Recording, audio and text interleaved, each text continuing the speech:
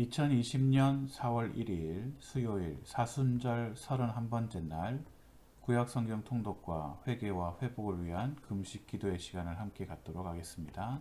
기도하겠습니다. 생명의 말씀을 통하여 우리 가운데 살아계셔서 역사하시는 하나님을 찬양합니다. 오늘 우리에게 허락하시는 하나님의 말씀을 믿음으로 우리의 마음속에 받아들입니다. 하나님의 말씀에 나의 마음과 생각이 잠기게 하시고 말씀대로 생각하고 말씀대로 말하며 말씀대로 행동하게 하시어 사순절 기간 한 걸음 더 주님 닮게 하옵소서. 예수님의 이름으로 기도 올리옵나이다. 아멘. 오늘은 사무엘상 두 번째 시간 10장에서 16장까지의 말씀을 함께 상고하겠습니다. 먼저 사무엘상 10장은 사울에 대한 이야기인데요. 사울을 하나님께서 선택하시고요. 사무엘을 통해서 하나님께서 사울에게 기름 부으시는 내용이 10장에 나타납니다. 사울이 왕이 되는 초창기에는 굉장히 겸손한 사람이었습니다. 다른 사람보다 키도 배는 컸었고 사람들의 존경받기에 사람들이 흠모할 만한 여러 가지 요건을 갖추고 있었던 것이 사울임에도 불구하고 그는 여호와께서 자신을 선택하신 것에 대하여 굉장히 겸손한 자세로 하나님 앞에 응대했고 또 백성들을 통해 그렇게 왕으로 추대가 됩니다. 11장에서 사무엘을 통해 많은 사람들 앞에 왕으로 기름 부음 받기는 했으나 정작 그가 왕으로 추대되기에는 아직도 그런 시스템, 왕이 다스리는 나라를 경험하지 못한 사람들로서는 쉽지 않은 여러 가지 문제들이 있었습니다. 그는 여전히 본래 집으로 돌아가 소를 가지고 밭을 갈던 그 시간에 암몬 사람들이 길르앗 야베스를 침략하고 그리고 괴롭게 한다는 소문을 듣게 됩니다. 그는 그가 밭을 갈던 소를 잡아 각을 떠서 각 지파에 보내서 모두 전쟁에 나오도록 독려하고요. 결국 그 전쟁에서 승리하게 됩니다. 온 백성들은 그런 사울에 대한 리더십을 인정하고 이제 진정한 이스라엘의 왕으로 공식적으로 추대하는 일들이 11장에서 나오고요. 12장에서는 이제 자신의 사역은 끝났다고 생각한 사무엘이 고별사를 하며 더 이상 그 백성들이 죄를 짓지 말도록 경고하는 내용이 나옵니다. 13장에서는 통일왕국 초대왕인 사울왕의 통치가 본격적으로 시작되는데요. 그는 나이 40에 왕으로서 재위하며 왕이 되어 시작합니다. 안타깝게도 사울이 왕으로 재위하기 시작한 초창기부터 사울은 하나님의 말씀이 아닌 자신의 뜻, 자신의 계획, 자신의 생각이 옳은 대로 행할 때가 너무나 많아졌습니다. 첫 번째 사울의 실패가 제사를 집례합니다. 전쟁 중 그 전쟁에 나가기 위해서 그 백성들이 하나님 앞에 먼저 제사 드리고 나가는데 사무엘이 도착하지 않는 겁니다. 사무엘이 도착하지 않자 그 전쟁을 수행하는 백성들이 점점점 수가 적어져서 이것들을 염려하여 사무엘이 도착하지 않았음에도 불구하고 사울이 스스로 제사를 집례하게 되는 커다란 잘못을 저지르게 되고요. 14장의 내용에서는 사울이 무분별하게 맹세하는 내용이 나옵니다. 저녁 때까지 아무 식물이든지 먹는 사람은 저주를 받을 것이라고 전쟁 중에 힘이 나서 같이 전투에 참가해야 될 사람들을 분별 없이 맹세하는 사울의 문제가 나타나고요. 또 하나님께서 15장에서는 하나님께서 사울을 선택하셨고 선택한 그 왕을 통해서 아말렉을 진멸하라고 명령하십니다. 출애굽하여 이스라엘 백성들을 하나님께서는 인도하심에도 불구하고 아말렉이 중간에 방해하고 하나님을 멸시했다는 이유로 아말렉 자체, 그 민족 자체를 진멸하도록 하나님께서 사울왕에게 명하십니다. 안타깝게도 실제 전쟁에 나가기도 하고요. 아각 왕을 살리고 또 빼앗은 소유물 중에 좋은 것은 따로 남겨두기까지 합니다. 이런 태도를 하나님께서는 굉장히 싫어하셨어요. 순종하는 겉모습은 있기는 했었으나 실제 본래 중심을 다해 순종하지 않은 그의 태도를 보고 하나님께서는 사울의 왕권을 거부하십니다. 더 이상 왕이 아니라고 선언을 하시죠. 물론 이 이후에도 계속 왕의 자리에 사울이 있기는 합니다. 그러나 하나님이 부여하신 왕의 권한이 없어지자 그 왕권은 늘 흔들리게 되고 문제가 생기게 됩니다. 온전한 순종이 아니면 하나님의 말씀을 버린 것이라는 사실을 15장을 통해서 알 수 있고요. 16장의 내용에는 하나님이 선택하신 다윗이 등장합니다. 사무엘을 통해서 이새의 8번째 아들 중 막내인 다윗을 선택하시고 기름 부으시는 내용이 나타나고요. 하나님께서 사울에게서 하나님의 영을 거두어 들이시는 내용이 16장에 나타나고 있습니다. 구약성경 통독 31번째 사무엘상 15장 13절의 말씀으로 함께 말씀 나누게 되기를 바랍니다.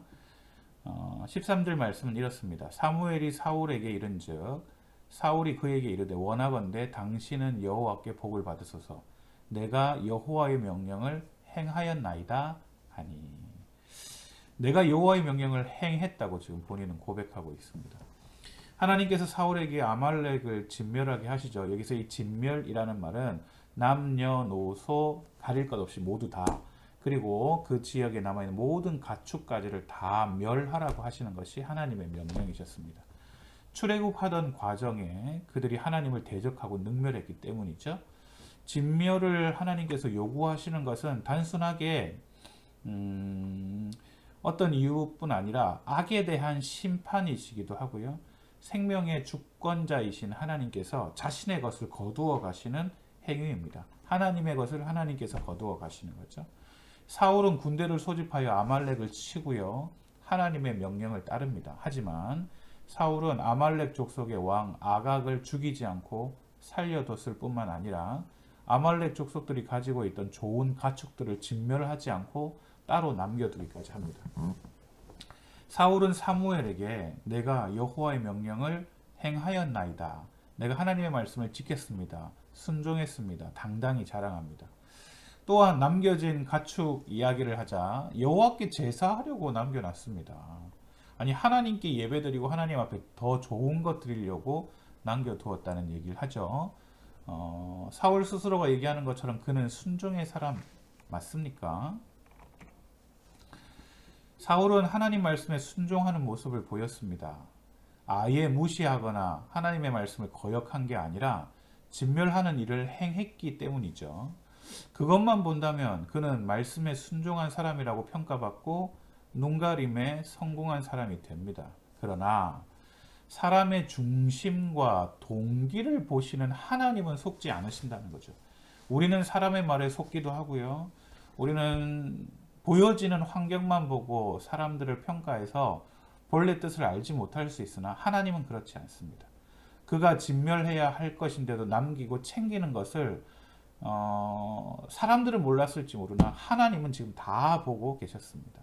자, 이것은 초대교회 때 자기 재산을 팔아 드리는 일에 동참하는 척 했던 아나니아와 삽비라의 사악함과도 꼭 닮아 있습니다. 차라리 자신이 하지 못한 것을 정직하게 고백하고 용서와 긍휼을 구했더라면 괜찮았겠죠. 하나님 앞에 이 부분이 문제가 있었습니다. 하나님 용서해 달라고 했다면 하나님께서 용서하셨겠죠. 문제는 온전히 순종하지도 않고도 순종했다고 자기를 속이고 다른 사람을 속이는 게 문제예요. 자, 이게 신앙에서 가장 위험한 부분입니다. 자기를 속이고 다른 사람을 속이고. 여러분, 내가 나에게 속을 수 있습니까? 맞습니다. 내가 나에게 속을 수 있습니다. 내가 괜찮다고 그러면 진짜 괜찮은 게 됩니다. 여러분, 그거 굉장히 위험한 거죠. 인생의 기준이 내가 되면 내가 괜찮다고 그러면 괜찮은 게 되는 거죠. 하나님의 말씀을 기준 삼아 그 말씀에 내가 괜찮은지 아닌지를 따져야 하는데 하나님의 말씀이 아니라 내가 기준이 되면 나를 속일 수 있고요. 다른 사람도 속일 수 있습니다. 문제는요. 하나님을 속일 수 없는 게 문제죠. 하지 않았는데도 그런 척하는 것, 그 하나님까지 속인 게 됩니다. 자기도 속이고 다른 사람도 속이고 심지어 하나님까지 속이는 일을 그가 하게 되는 거죠. 마음을 다 하지 않으면 여러분 그건 거짓된 인생, 거짓된 삶이 된다는 사실을 오늘 본문을 통해 함께 기억하시면 좋겠습니다. 함께 기도해 주십시오. 먼저 개인과 가정을 위해 오늘 우리의 마음과 생각을 아시는 하나님을 찬양합니다. 하나님의 말씀에 온전히 순종하지 못하는 저희들의 죄를 용서하시고 나의 형편과 생각보다 하나님의 말씀을 주의 깊게 점검하게 하시어 나의 생각과 말과 행동이 말씀에 벗어나지 않게 해달라고. 한국교회와 우리 교회가 코로나19로 혼란스럽고 어두운 세상에 참 빛이신 예수 그리스도를 증거하는 공동체 되게 해달라고 위해서 기도해 주십시오.